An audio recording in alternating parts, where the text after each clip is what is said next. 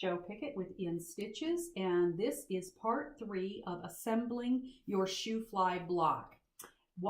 As you can see, we've gone from that hot mess to nicely pressed blocks, all organized. There should be 3 rows, and I'm going to set this stack off to the side, and we will show you how this block gets assembled.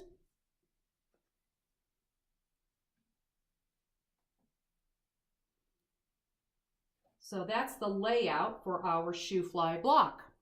So what I'm going to do is I'm going to take this block, right sides together, then I'm going to feel the seams that you've pressed in opposite directions and nest them so that they are close together. And you should be able to feel that. If you need to, close your eyes.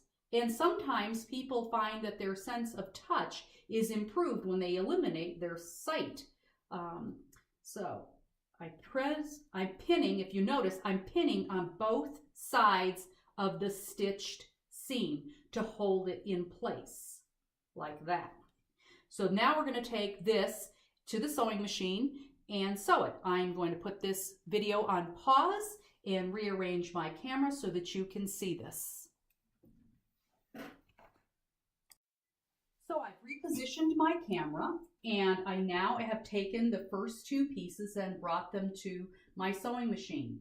You'll notice that I have my needle in the down position. I do set my stitching, just as a reminder, to 2 millimeters because I like a nice tight stitch. Some people don't feel that that's necessary, but I like to have a really nice tight stitch so that this way nothing comes undone, especially when I have to manually trim something off, and I hate to have seams between blocks open up by accident. And so here we go, needle down, snugged up against the blade of my 1/4 inch foot and up against the needle. And now I just go. Now, very critical, do not run over the top of your pins. I love these really thin, long needles. These are silk pins with glass heads that I can press over the top of. But even though they are silk pins that are very, very fine, you don't want to sew over the top of them, because I've actually, my good machine is right now in the shop because I sewed over a pin and threw the timing off. So here we go. And I just go real, real, real slow. Get real close to the pin. Pull it out. Set it off to the side, keep going, take another couple of stitches, pull out the next one, and sew.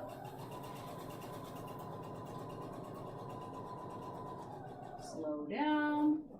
And if you have a speed control on your machine, if you're not used to how your pressure goes, use it. Take advantage of it and slow your machine down so that you don't accidentally speed up.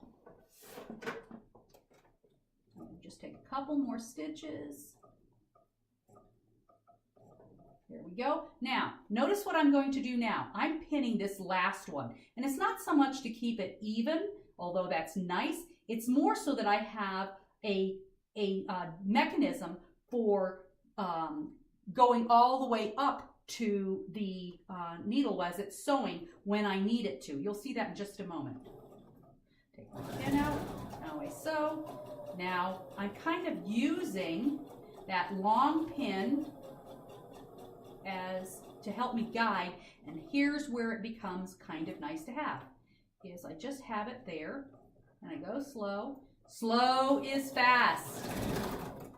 When you go slow, you don't have to speed up. Now, rather than detaching this and attaching the 3rd part to this, I go to the next stack, pull off the next 2, and stitch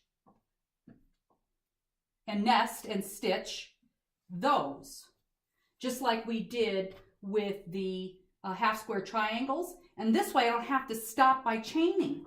So I'm actually working with 2 blocks at a time. So here is my second one. Pin, Pin again. Pin here. And again, I'm kind of rubbing my fingers to try to get those seams so that they nest beautifully. And the best press actually helps make that nice and crisp. So here we go. That's pinned. Get myself a nice chain between so I can cut it later. Nest up against the side of the blade, up against my needle. Here we go. Repeat this process. Slow down. Get my needles, my pins real close to the end so I can pull them out easily. Slow is fast. Try not to run over those pins. You don't want to have to send your machine in for timing problems. And I am literally just letting the machine pull the fabric through. Now, one of the things that I also do is I kind of feel along this seam here to make sure that it's nested, not just here in this spot, but all the way across, so that this way you get a nice even stitch and it doesn't start to twist. Take the first pin out. Take the second pin out. Use it as a guide down here. Get to the end. Give myself a chain.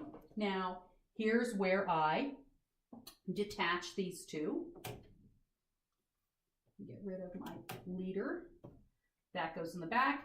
Now we go to the first block. Oh, and here, let's take a look at how close our look at that. Nice, dead on. Dead on. No need to rearrange. Now we do the same thing. Here's the third piece from the first block. And we feel, pin, feel, pin. Same thing for the second intersecting seam.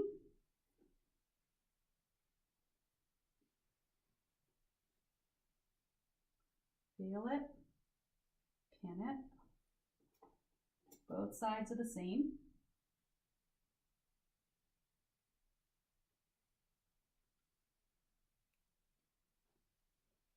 And here we go. Nest up against the needle. And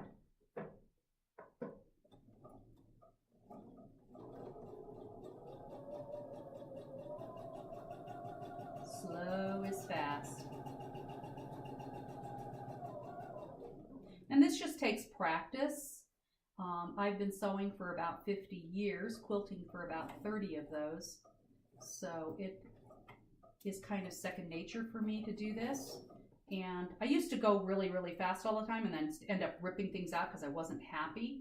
And I've decided, you know, I'd rather do it once and be real happy with my seam intersections. And that's, by the way, if you do decide to ever enter a quilt into a competition, that's one of the things that the judges will look at is your intersecting seams and see how well constructed it is. So they're going to be looking at that as one of the things. Now notice I'm just slightly off here. So what I'm going to do is I'm going to ease that 1/16 of an inch, probably a 32nd of an inch in.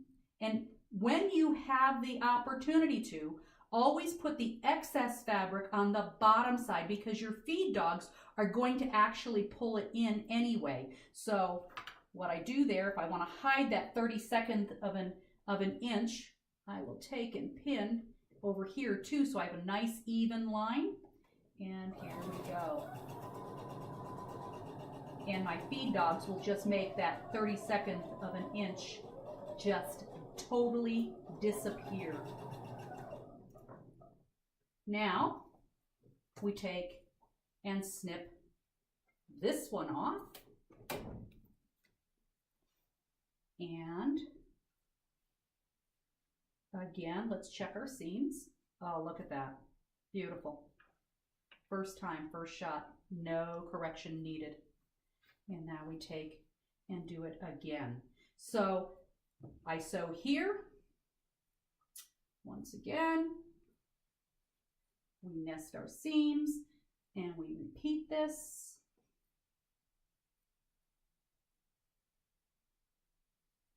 Didn't go all the way through.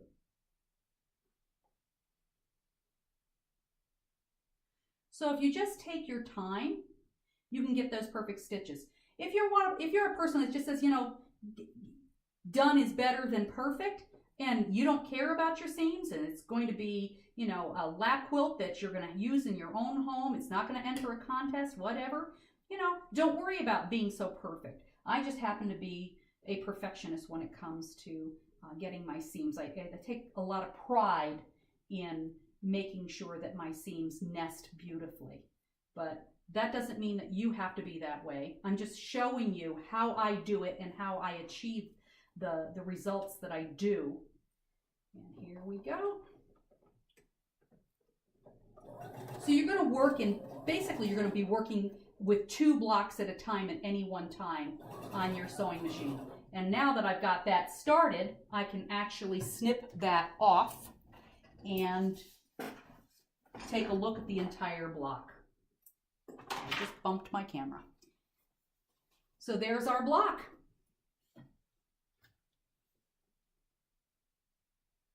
Really nicely done. Seams are beautiful.